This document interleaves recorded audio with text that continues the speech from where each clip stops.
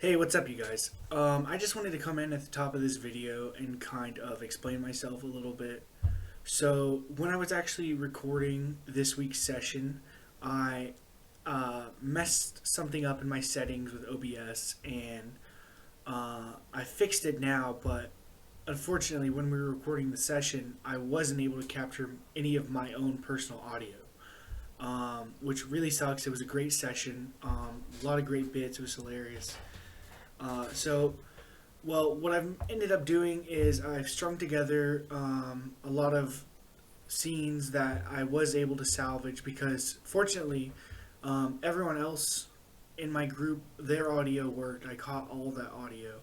And so I've kind of like edited around, chopped some bits up, and managed to kind of keep a lot of the narrative intact, a lot of like some of their great moments, because I feel like there were some really solid moments in this session, and I really didn't want to lose those. So I've managed to save those, and I'm just gonna like kind of give voiceover and give some context to a lot of the big moments that are happening throughout this session. I've already recorded next week's session, and the audio issue is completely fixed. So this should hopefully just be a one-time thing. So, enjoy. I can't pay you. Crystal blue persuasion. It's a new vibration. Alright, so we open the very next day, right after my last session. We pick up with Caesar in his living room.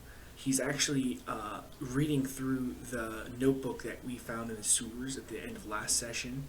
And he's noticed that there's actually quite a few tips on how to domesticate some of the monsters that live down there. And so he's kind of gotten up early, in the pig monster baby he got at the end of last session. He is now trying to teach it tricks, and so that's where we pick up here. Hey guys, I got something to show y'all. I've been working on this all night. What trick are we seeing? All right, everyone files into the room. Caesar, what you got cooking here? Yeah, hey, we're gonna about to see some cooking right here. I walk over to one edge of the room, and I put him on the furthest end of a wall. So he's facing a lot of open space. I back up to the other side of the wall, so we're facing each other across the room. And I do a little whistle, as if that doesn't get picked up in the mic. And he gritties, and he's a little guy, so it's a lot of gritty. He gritties for a good 2 minutes. Hey, he's real small, so it takes a while. All right, listen, gang. I take out of the bag of holding a dragon chess set, and I start setting up a bunch of pieces together. And I'm like, I've been doing a lot of articulating and thinking. You know, last night I was really in the zone listening to Bo Bogan on my AirPods. I was thinking. I pull out. We have this guitar pick, which is also a Warforged shard that, of course, Lionel Rain wants. I can go invisible to him, deliver it to him. I was thinking, before I joined you guys, I used to work with Under Uguay, and they had, you know, Rice, Potato, Raylo, Lionel. I was thinking we get all those guys to come help us infiltrate that when the time comes. I don't know when we're going to take out the genie, but this is all to help us try to sneak in, we found out where the genie is through them. We find out where the gimp is. They unlock doors for us. They're helping us do whatever we got to do. We can coordinate with them. The main thing is they're helping us out. Because why? Because, Frankie, we were talking with Schoolium about those armbands, you know. Yeah. And we know that Rice and Potato have them. And I'm pretty sure did Beans used to have one? Beans and had Tommy one, the yeah. Tomato too? Mm-hmm. All right, so I got a question for you, Fonzie, about this plan. Are these people knowingly working with us, you think, in this scenario, or are they not? Or are we kind of just, are we juicing? I was thinking, if Aston Arbery is trying to go after them, we can pitch it as, hey, this guy who also killed Uguay's brother, so Uguay has a reason to go against him. Potato and Rice have a reason to go against him for their own self-protection. We can pitch it as, we're going to save you from this guy who's going to eventually come after you, and you can help us out. We can help each other out. Okay, there's some juice there. I think that could work. Does this situation end in us killing Aston? So I really, That's the thing. That's the genius of this plan. Is that it's kind of a night situation. We fork them because depending on how things go, we can either kill Aston or we have Rice and Potatoes trust. Now, preferably, I used to know these guys. I kind of don't want to betray them. But if it came to it, something, we would then have their trust, and then we could betray them and give them the armbands. Preferably, I would not like to do that. But if that's something that you guys think we should do, then we could do that too. They're the Genie's kids, right? Those two? Okay. And you don't think that there's any chance that they're gonna rat to their dad about, helping us? Even if or clue him in on what's going on with Aston? I mean, like, what's the situation there? Are we kind of just... That's another thing I was trying to bring up with you guys. I'm not sure if maybe I could just have Lionel bring Oogway to the meeting, because me and him, we go way back, and he told me, hey, if you want to make a move on the Genie, I'll help you. And I know he really wants to take out Aston. Yeah, that's the move then. We're not going to include the kids. I don't think it's smart to include the kids if we do this. All right, because then he can coordinate them for us. You know what I mean? He's their general. That looks better than knowing that there's any communication between us. Because now that who knows how Lionel's Ronnie going to might be take in that. our pocket. Ronnie might think that's an act of war. We got him his guitar pick that he wanted so badly. Yeah, I think that's right. Can you get a meeting scheduled with the two of them? Maybe I'm soon? gonna go deliver it to him today. Okay, so from here the group then splits off. Caesar heads towards the zombie slums in the hopes of making a new contact there, something to facilitate some of his cult activities he's been cooking up in the background. Frank goes off to make a couple collections. He's trying to make a little extra money on the side. Now, Alfonso and Radio actually slip off because they are hoping to make a drop-off to Lionel Rain and give them the guitar that was requested earlier in the campaign, in the hopes of kind of setting up this transaction that Alfonso has pitched to the group. And so that's where we find ourselves now, and Radio and Alfonso have a conversation about some of their future plans in this section. Hey, listen, Radio, thanks for coming along. I actually wanted to ask you something about this Warforged shard while we had it. Go ahead. So, you said it doesn't have there's no conscience in it right now, right? It's completely empty, correct? As far as I can tell. What's the process for, say, inputting a consciousness into here?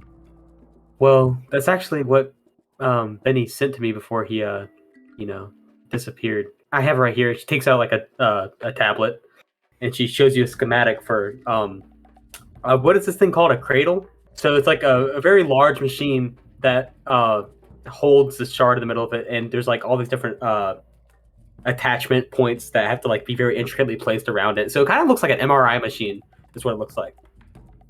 So she shows that to you. She goes, the only part that's really stopping us right now from making one of these is money. I mean, it's not cheap to build. And also we'll have to make some special orders. Yeah, obviously we also would need, a soul to put into it. But it can transfer a human life. Yes. Okay, that's good information. Alfonso thinks about those possibilities in regards to his brother as a backup plan. But for now, he keeps it in his back pocket.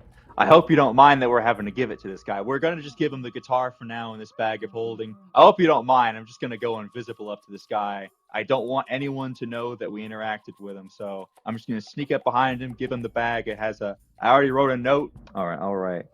Meet at Zach and Cody in at 9. Bring Oogway. All right. And I got the guitar is already stashed in there. All right. I'm going to sneak up behind him. And I'm going to say, react, speak, move. Have your great grandfather's guitar, and a bag of holding. The message.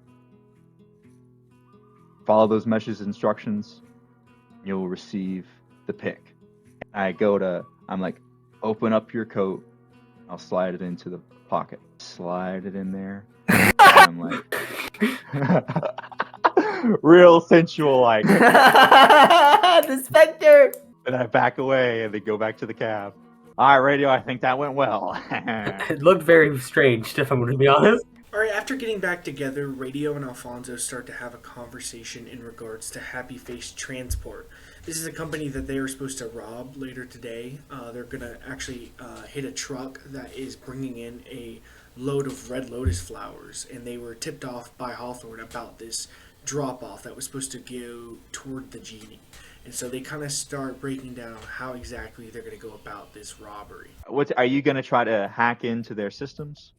I don't really think it's necessary. I mean, if we're seizing the whole truck, I mean, is that what's happening, or?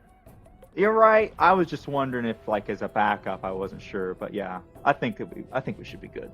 If anything, I mean, if you want me to, I might be able to go plant something in Happy Face Incorporated, leave a back door for future use. Ooh, plant a virus. Yes. If you want me to go You do that, still I can do have- that. Calling from Do you the still void. have control of your spider bot form? Or is Oh, that, yeah. is that- I just have to transfer Oh. the shard, but it's right. I I just wasn't sure if that'd be easier for you to sneak in like that. I'm working on Whatever you want to do. the problem is it wasn't designed to operate without a shard, but there might be a way to get around it. I'm looking into it still. That would be I'm an artificer myself, so maybe I can help you out with that. help would be appreciated. We now pick up with Frank, who has turned himself into Hans. He has gone to Ball's massages in the hopes of intimidating him and getting some extra money from him. So we pick up to the front door of Ball's massages just bursting open, and Hans is 6'6", tank top ass, is walking in, yodeling. I can't do it, but he's doing some yodeling. And he goes, "Mr. Ball, oh my gosh, it's been like so long since I've last seen you. How's your toe?" And Hans is stripping. He's stripping down. And when Hans gets naked, I'm gonna roll for intimidation. He has the most intimidatingly small penis this guy's ever seen in his life. I rolled a natty 20! Oh my god. That's what the nat 20 This is was. But the rest of his body, impeccable.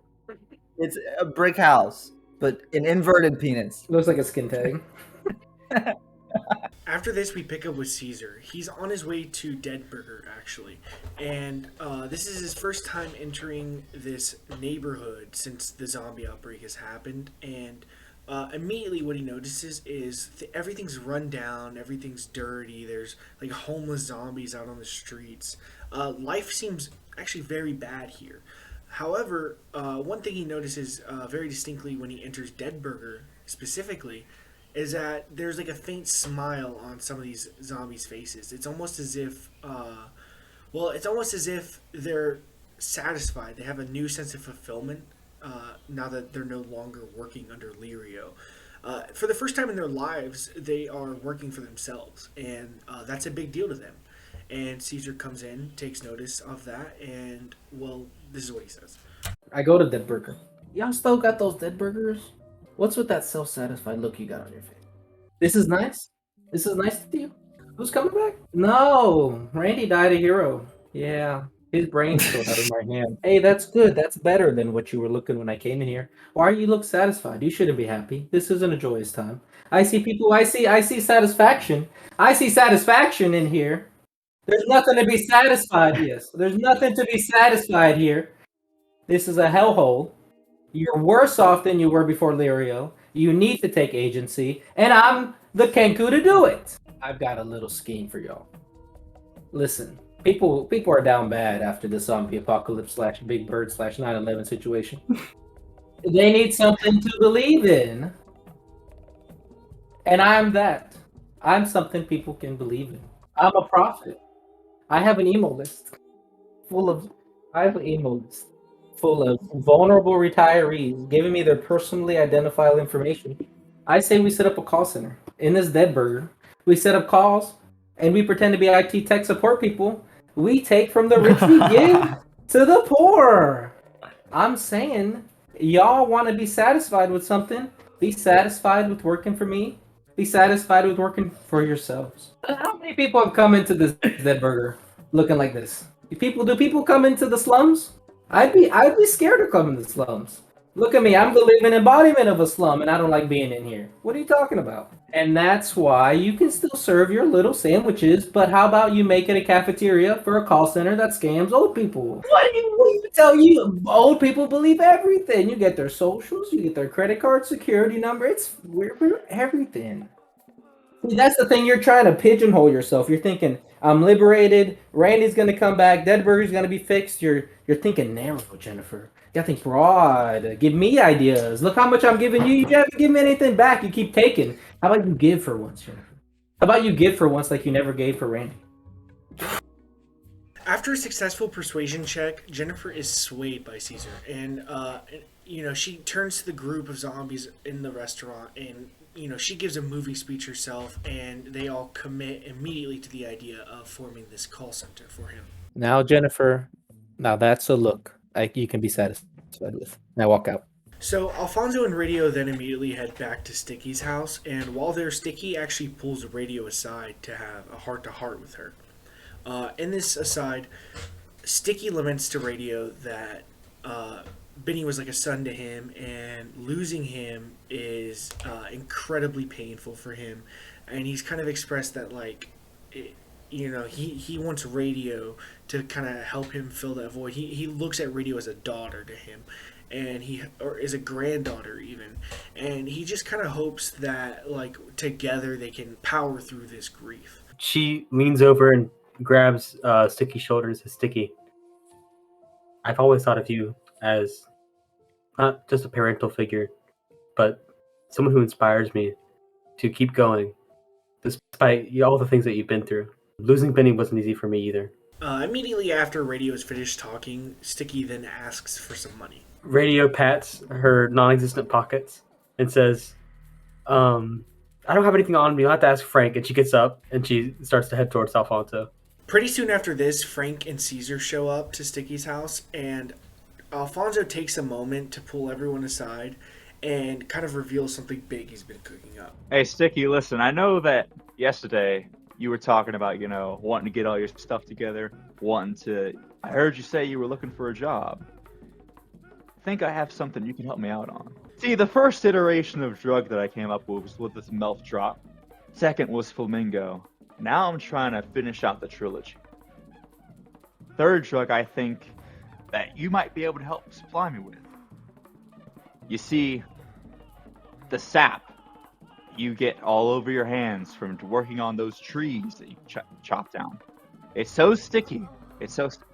I've analyzed it, my friend. And I found that it has incredibly hallucinogenic properties once it's dried down and snorted. I believe that you and I together can create a new drug that could surpass even that of flamingo.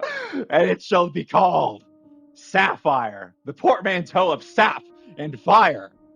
And you will be the one to bring that about, my friend. Hey, no one knows these trees like you, You're Sticky. the only one, Sticky. You're the ones that's your whole thing. You get so much sap out of them. Hey, listen, Sticky. This is your department. We're setting this in the Patriot hierarchy.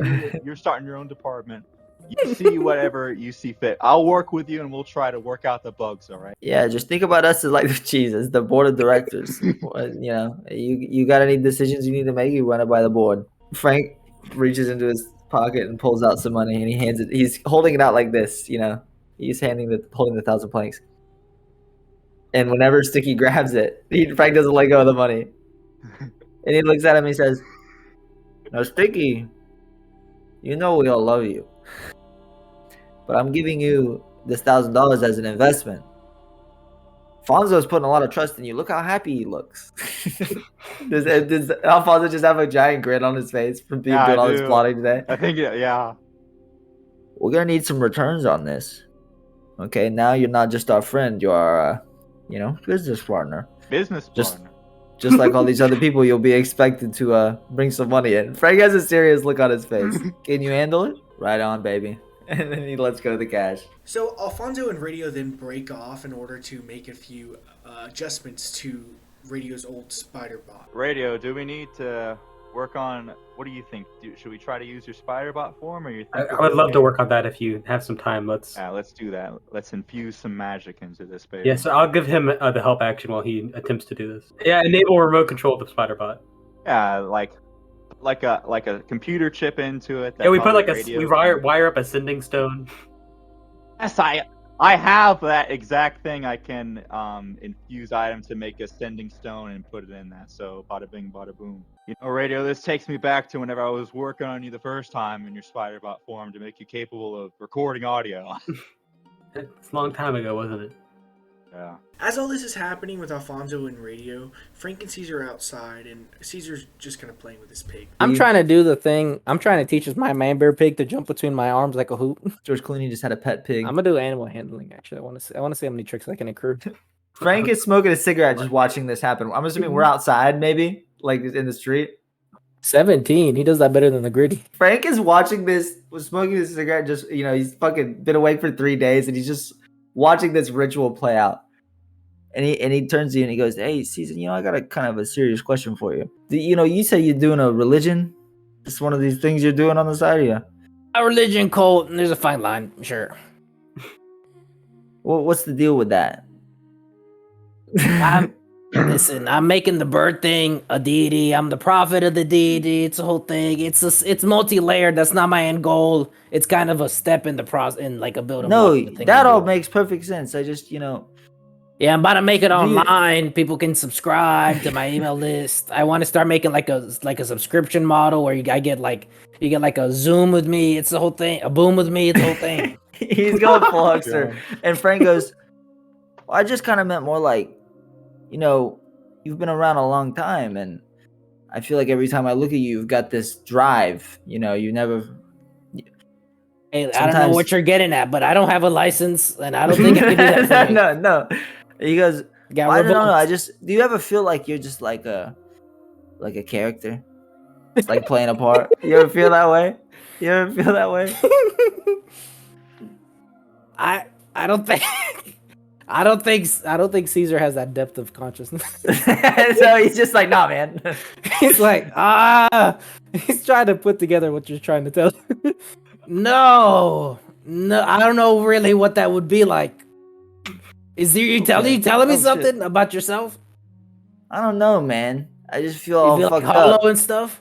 I feel pretty weird. Yeah, it's been weird ever since the zombie shit, man. I've been feeling fucking weird, and I'm just watching you every day. You've got a new fucking hustle. First, you're fucking with the guy at Hell in the Shell about the vending machine. Then the other day, you're fucking a vampire, and then now you're doing this whole religion. I just, I've been making all these plans, and then I got all fucked up because I found out it wasn't even me making the plans, and now Benny's gone, and I'm fucking sad, and I stay up for 3 days just making plans. I don't know what to do. Then I just, I know what your problem is. I just saw this pig. I went through your. Frank cries. I saw the pig. Look at this pig.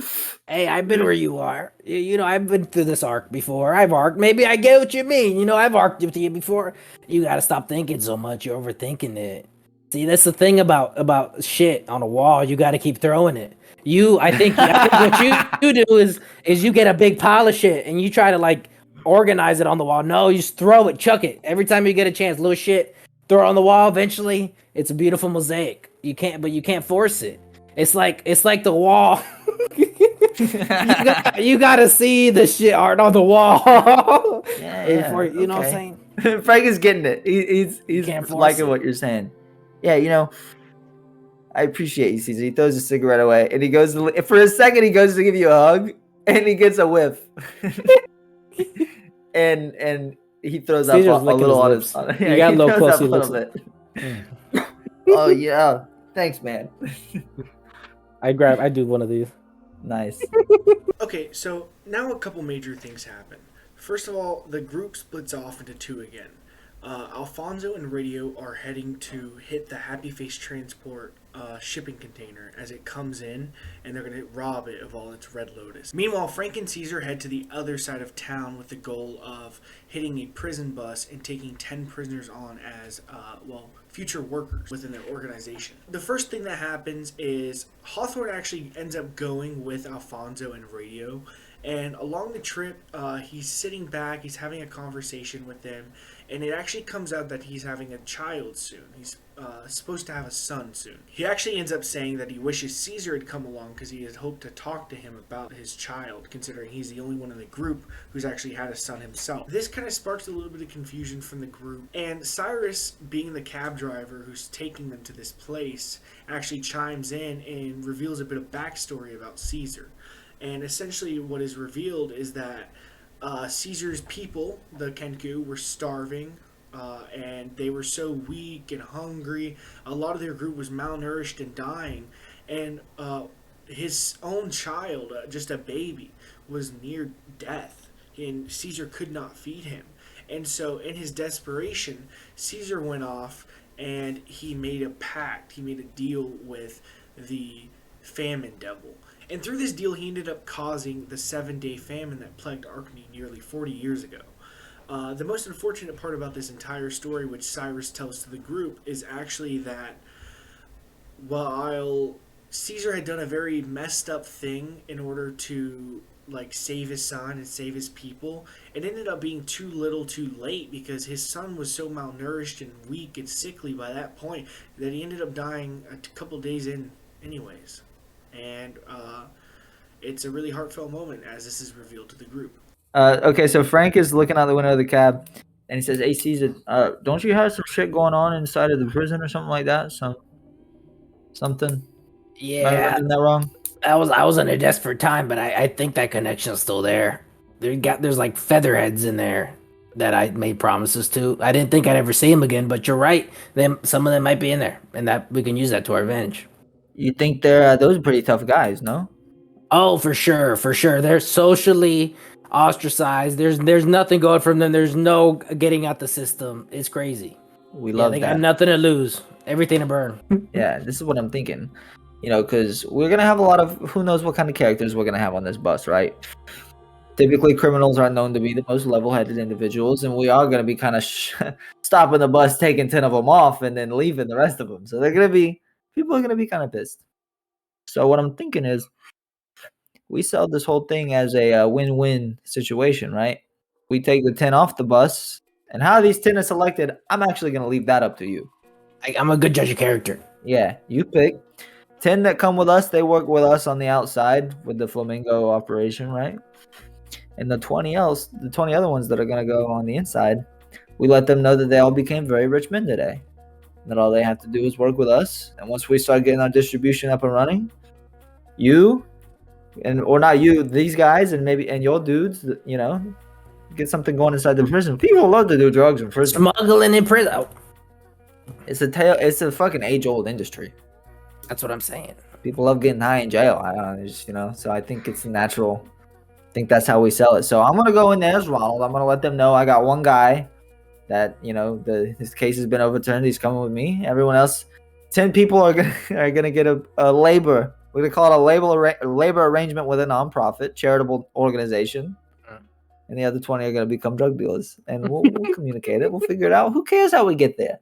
Hey, as long as you're thinking now. As Frank and Caesar pull up to the bus they were supposed to intercept, they find it toppled on its side in the middle of the street. When they look closely at this, it's talking about the Mancuso crime bus that happened. The one that had happened when our group, the Patriots, had killed Horseface Mancuso.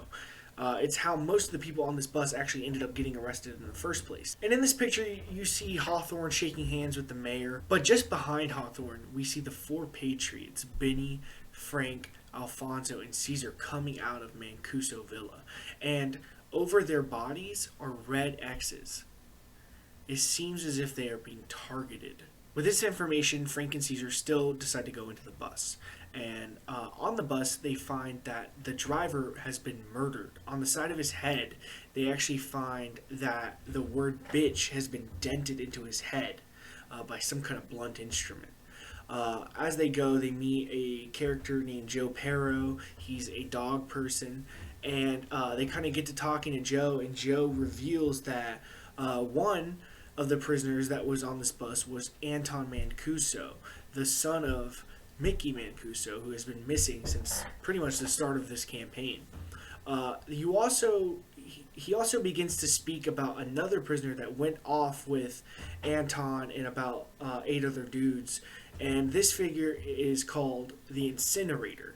And basically, he used to be a cop that Mancuso captured and tortured for many, many, many years. And then later, Mancuso turned this poor soul into one of his top hitmen.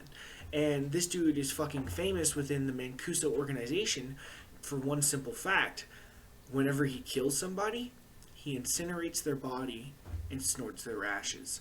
It's a big deal, and he's a creepy fucking dude. And he is now with Anton, who knows where in town. So, with all this in mind, Frank and Caesar, they try not to let it get them down, and they just continue on with this interview they're staging. I really wanted to get the driver as one of the 10. I thought we could flip him. Yeah, I don't think that was ever a part of the equation, but this kind of, I show it to him, obviously, and I'm like, ain't this kind of fucked up? No, why did they drop it? Wait, how did they make it? Why did they drop it? How do you know we were going to be on this bus? I'm telling you, man, I got a bad feeling about that dude with the hood. I'm not feeling good about it. I think I overestimated him. I thought he was just a weirdo. I think you're right. Yeah, I think that guy's a bad motherfucker. But, you know, here's the thing, Caesar. You told me today, never let nothing stop you from flinging your shit. And so I started climbing the bus anyways. I say, howdy, y'all. I hang the prisoners get the view of Ronald hanging his fucking Colonel Sanders head into the bus going, I got a plea deal. It's y'all's lucky night. Now, anybody know where they put the keys to these handcuffs? I'm rifling through the dead guy's body.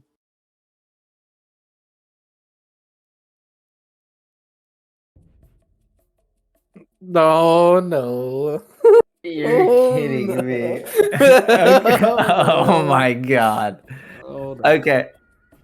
We gotta get out of here, bro. We gotta get out of here. Oh no. Frank sees this and he goes, that's pretty fucked up. Does anybody here go by the name of Larry? I turn to look at him. All right, my big meaty clawed friend. It is your lucky night. Calm down. First off, let me introduce myself to everybody. My name is Ronald MacDonald, Esquire.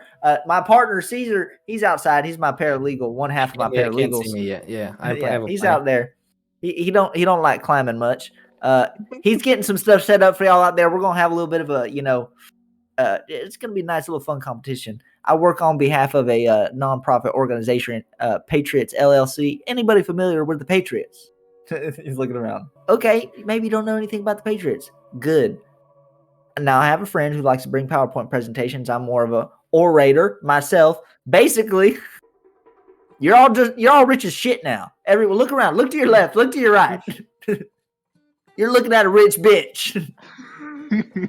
All y'all are gonna have to do is come outside and participate in a little game. We're gonna do something out there. 10 of you are getting promoted from not being in prison. The other 20, unfortunately, are still going to have to go to prison. I know you might have been thinking, oh no, the bus got flipped. We're not going to prison. Unfortunately, there's a lot of stuff at play that y'all aren't privy to. Are these all people from Mancuso, or are they just random criminals? They're all from Okay, Mancuso. I figured. Okay. All right, well, listen, you foreshadowing little bitch.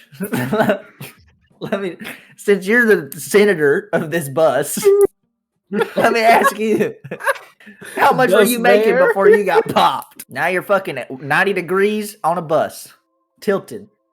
It's hot, and you're thinking, and you're like, what's going on with my life? You're evaluating all your choices. What if instead of being a shitty little drug dealer, I made you a nice big strong drug dealer? Yeah, my 0.5 paralegal out there is he's my person picker. So you guys are gonna have to just kind of line up and see how it goes. But Larry, he's with me. Special orders. He's lighting his pipe up. Ronald is, and he goes, "Can I tell you something, Joe? Talking about other people like this when they're not around, it's just not a good look." It's just weird. It's just kind of weird the way you're like. You're really getting into it. Yeah, you keep talking to me about all these people. Here, listen, brother. Let me talk to you about the incinerator. That big, strong man. Where was he T-minus 15 minutes ago? No, it has been. Well, okay. However long y'all been out here, bitch. I'm saying before y'all got flipped, he was in jail. He was on his way to prison. No matter how big or how strong you are, my man. Here's the thing. I roll with some real heavy hitters. You want to talk about heavy hitters? Oh, we got 9 heavy hitters that are gone. I'm talking nuclear hits. Big, giant meteor hits. With the squad I roll with, brother. Okay? But the real power, it doesn't come. Look at that guy out there. I pointed to him. I'm transformed into Mickey Mancuso.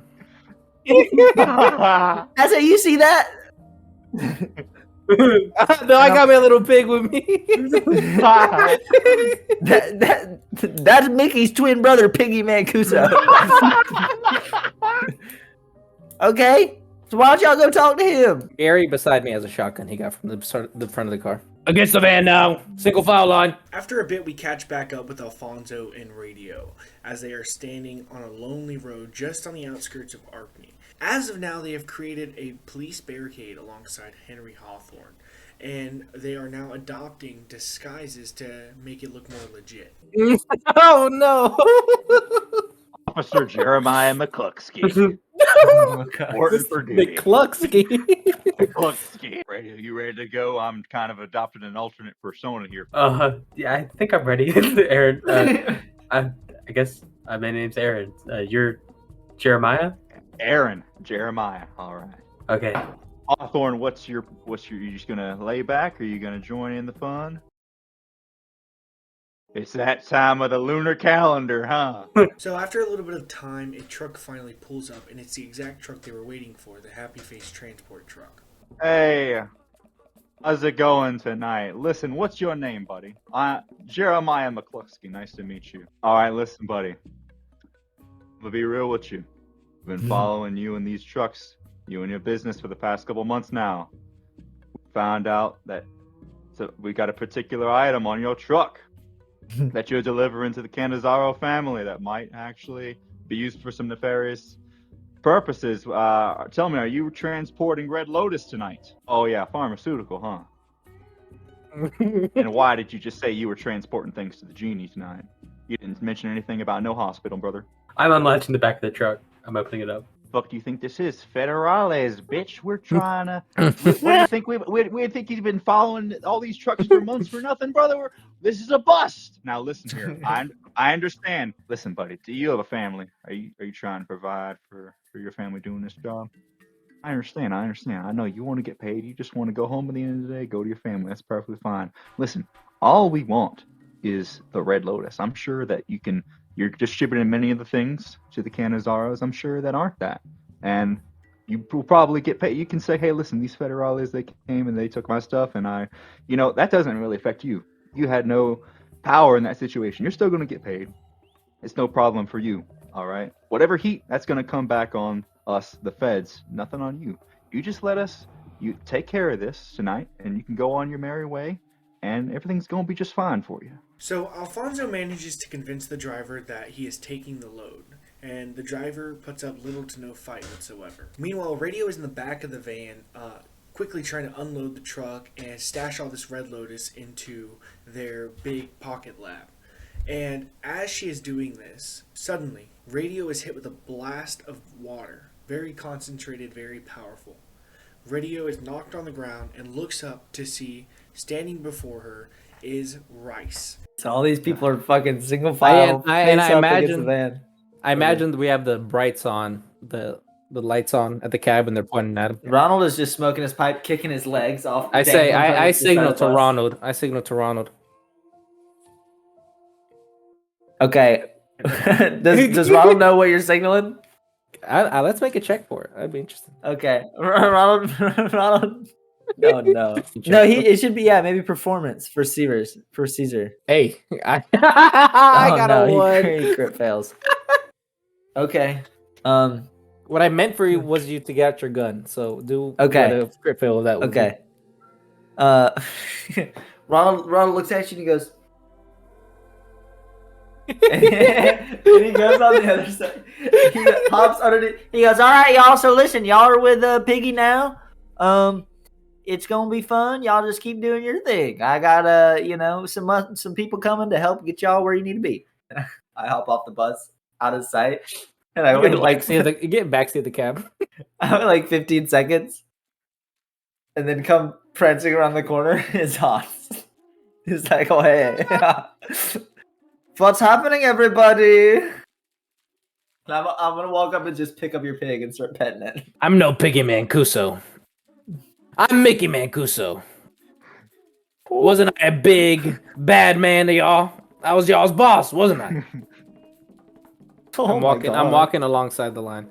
He's so scary. I'm talking to pig. Wasn't I a big, bad boss? Anybody, everybody. Yeah, and I died, didn't I? I died pretty bad, didn't I? Yeah. At least my son took over, right? He was pretty good at it, right? Oh, wait. Yeah, he died real bad, didn't he? He died real bad. Yeah, it's almost like y'all choose bad employers.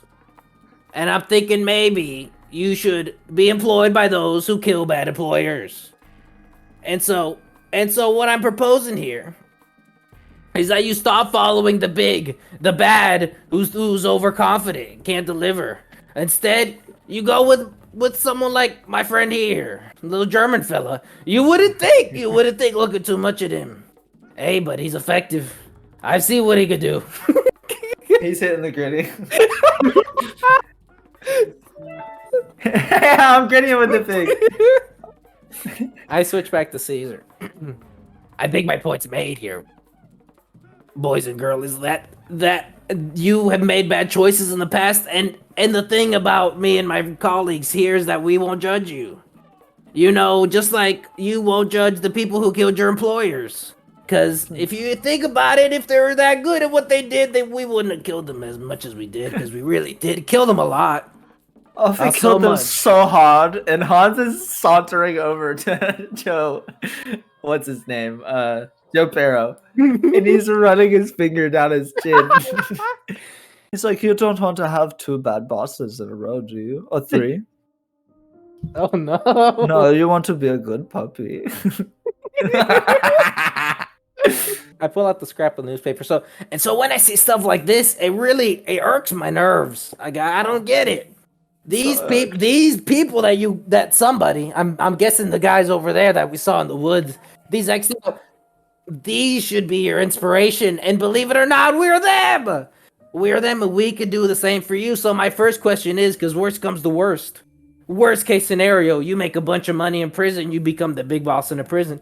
Who here thinks they could forget about all this? Be loyal to people like me and my colleagues, who are obviously better at what you're trying to do and what your boss are trying to do. Can I get a show of hands? Who would be even willing?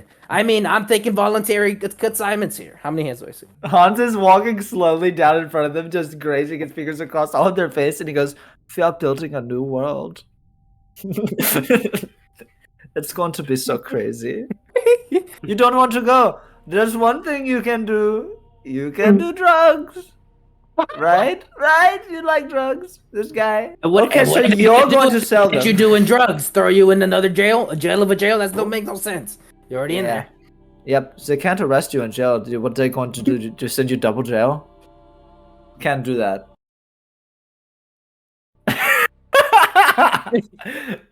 No, you want to see a hole. Hans pulls his pants down. He said, "I'm rolling for intimidation again." These hole checks are crazy. Showing it, I'm like, "I will put you all in here. I will kill you all." It would be so bad for everybody if you don't go to jail and sell drugs. I'm looking at you now, the guy that I asked the pop quiz. To Flounder. Congratulations, Mr. Flounder. You just became president drug dealer of jail. Pick 9 bitches. And I step back over to Caesar and I brandish my whole Hey, no, you come to the front. You're a captain. You're a captain now. You got chosen. You did a good thing. Come here. Yeah, it's like an honor. All right, you're part of the selection committee. We're gonna go line by line. We're gonna ask you a question. If I like your response, it's probably a good thing that you're not gonna go to jail. Okay. First thing about you. What do you think about what happened at Lirio Tower? What's your assessment on it? I'm sure you're around. Ain't the corporate guy? Okay. That's so if cool, Biz. you had to hit the Macarena right now, how nasty could you do it? Can you rip one? You're going to jail. I'm sorry. I need someone who has more confidence in their Macarena abilities. I'm thinking dance moves. I'm thinking dance offs. Can someone do a good stanky leg? Next guy. Hey, stanky leg. Nice. That has no place in jail. The world needs to see that. You're coming with us. I picked 2, and I'm like, can I see you twerk? Show me your twerking skills. I picked the 2 most ripped guys. The next 2 is whoever's the first people to kiss each other right now. Yeah, and it's the guys twerking. No, they're already in, but they're kissing already. Okay, 2 guys. Who's kissing so fast? Who's doing it? First guy's the kiss. Hey, see, that's an unusual relationship right there. Cats usually eat fishes, but that's what I love. I love the respect between these interracial relationships. You're good. You're coming with us. Hold on. I can't take cowards. Choose between the 2 of you. Who's going to jail? Who's coming with me? We're breaking up the couple. No, we're breaking up the couple. Y'all would scheme against us. Choose who goes to jail right now. I'll be the tiebreaker. I walk up with plenty of bullets in it. Y'all need to come to an agreement. You can't write love letters to each other in jail. I need an agreement here. I can't have people who can't decide. I'm breathing on their necks. I love that. Self-sacrifice. You're part of the team. How many were like 6, 7? Those dudes are still twerking and kissing. I haven't told them to stop. Wait, they never found out. The whole time he's here. Yeah. Hans turns to Caesar. He goes, "Hey, so I had them twerk, and I didn't really know what the good twerking or bad twerking was going to be. I don't know the scale." The thing I like it about it is that they're not tired. They've been doing it for a little bit. Like their knees look great. They got great Look ligaments. at those haunches. Those are haunches right there. If we take them, they come with us. They're coming. They're jacked.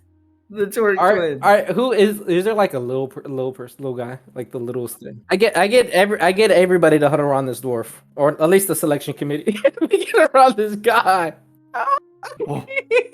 Hans is making tribal noises. How much liquid do you think you can get inside of yourself in one time? If I needed you for some discreet liquid transport, how much do you think I could count on you on? Liter, 2 liters? How much can you take? Oh my god. Hans leans up, he leans up, he goes, "That's crazy." That is just crazy. he walks back you know what? Caesar. That's Disgusted. not where I was going, but I got a friend, talks a lot about cum. I think you and him are really gonna get together, and we're gonna take you, just because of that. Good thinking. I feel like we're at 9. Hans Hey, is looking when at y'all you. poop and y'all gotta wipe, who stands up, who stays sitting down? Yeah, it's a good question. Yeah. So Hans walks around. He's like, "I have to go talk to a very important person who might be a lawyer. You guys watch out. Who knows if I come back." And I come back as Ronald, and I'm like, "Sorry, I had to take a gnarly shit out in the woods." All right, after all this happens, we finally cut back to Radio and Alfonso. Radio has just been knocked to the ground by Rice, who is coming out of this shipping container. As I get knocked back by this blast, can I make an acrobatics check to see if I land on my feet? 23. I use the arms of the astral self, to catch myself. So at this point, Rice jumps from the back of the truck, turns and points towards the 2 cops, and says, "Who do you think you are, Robin the Genie?" Robin, did you say Robin? Is in the bird? Or is in Nobody's doing any Robin here today. This is a bust, all right? I know what y'all are doing with these flowers, and it's no good. It's no good. If you have any sense of self-respect and self-preservation, you'll go ahead and just skedaddle on out of here and let us finish our business here tonight. You don't want to end up in federal prison, do you? The fucking DEA, what you think, bitch? This is your time. Your recompense has come. Now listen, if you don't want to end up in federal prison, I suggest you get out of here. Me and my partner over there, we're going to finish up our business. We'll have your driver. He'll continue on his merry way, deliver all the rest of the stuff to you and your father, and everybody's gonna have a good time. Go on ahead, have your people talk to my people. Now hold on there, miss. That driver there, I saw you studying his face. He didn't have any control in that situation. I don't know. You look at us three. I mean, we got a freaking werewolf on our side. What do you think he was gonna do? Don't take it out on this poor man. He's trying to feed his family.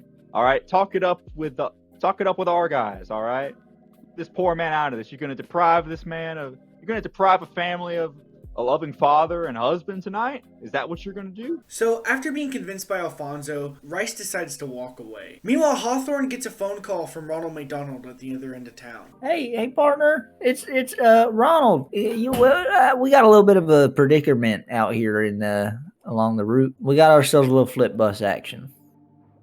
You got a dead driver with the imprint of the word bitch on his forehead. And I got 10 motherfuckers that need to go back to jail tonight.